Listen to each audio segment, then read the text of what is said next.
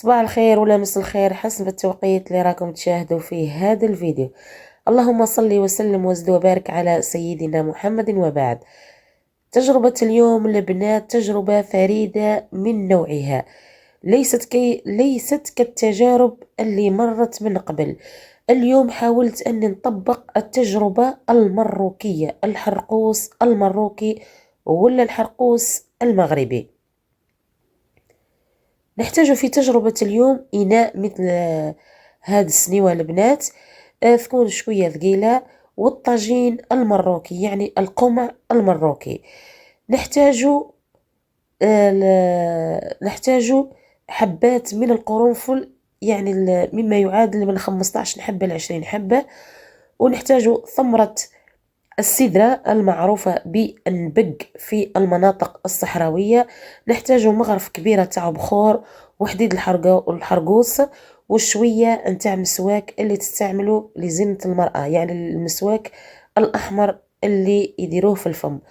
القمع المروكي هاو قدام كما راكم تشاهدوا فيه، تحط بهذه الطريقة.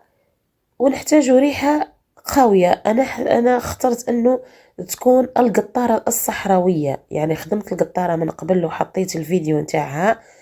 حاولوا أنكم تروحوا تدعموني بلي لايك على الأقل تستفيدوا منها. جبت هاد الريحة على أساس باش نحي بها الحرقوس، وإن شاء الله تكون التجربة ناجحة صالحة، وبإذن الله راحين تسترزقوا نتوما منهم كذلك. وحاولوا أنكم تجربوها، ما كومش خاسرين حتى شيء. فقط البنات تختلف هذه التجربة عن التجربة الصحراوية، لأنه في الصحراء نستعملوا في بلاصة سدرة ثمرة السدرة نستعملوا العفصة، يعني تقريبا تشبه لها، تختلف من طريقة الزيت اللي تعطيهن العفصة. وفرق بين العفص والعفصة. البنات نجيبوا هذاك الطاجين المروكي ولا القمع، ونحاولوا انه نبخخوه كامل بالريحة.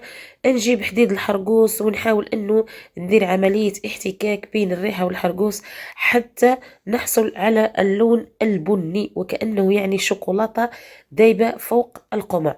ومن بعدين البنات نحطوها بالطريقة عادية. نحطو بعد ما نخلطوا هذيك الأعشاب اللي راحي داخل السنيوة ولا داخل الإناء اللي راح نطيبوا فيه، ونغلقوه نبلو بابي سيرفيات ونغلقوه. بإذن الله رايحة نحصلوا على نتيجة جد رائعة. لهنايا نغلقوه لمدة من 45 دقيقة إلى ساعة على نار هادئة، يعني على نار زرقاء طول. هذا القمع يعني للتذكير تقريب من 10 علب إلى 12 علبة نتاع حرقوس. رايحين نشوفوها العلبة للتخزين الحرقوس، نشوفوها كيفش دايرة. البنات من بعد نغلقوا كما قلت لكم كامل على الحواف ساير داير، ومن بعد ننتظروا النتيجة كيفاش رايحة تكون. لهنا بعد ما بليتها بالبابي سيرفيات، حاولوا انكم كل ما تنشف البابي سيرفيات حاولوا انكم تبلوا ايدكم وتفوتوها على المكان الناشف، لعل يعني خوفا ان يتكسر لنا هذا الطاجين. بعد ما مرت هنايا تقريب 40 دقيقة، كل ما تنشف نبل هذا القمع. لهنا حاولت اني نغلق النار، بعد لحظات راح نغلق النار ورايحين نشوفوا النتيجة. ما شاء الله، شوفوا بعد ما تحرقوا لي كامل هذيك الاعشاب، شوفوا هذاك النبق ولا هذيك ثمرة السدرة خرجت لي الزيت نتاعها وتفحم داخل الاناء. هذاك الفحم هو اللي نحصلوا عليه للرسم. حاولت البنات اني نبخ كامل هذاك القمع بالريحة، ورايحين نشوفوها في طريقة النزع. لهنا كيفية نزع الحرقوس ولا المدة الصحراوية كامل نديروها بهذه الطريقة. هاي الباطة الصفراء هذه اللي تحصلت عليها هذا القمع دار لي تقريب 12 نباطة ولا 12 علبة.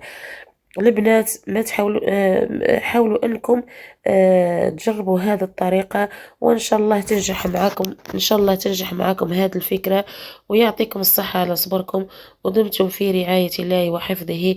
ما تنسوش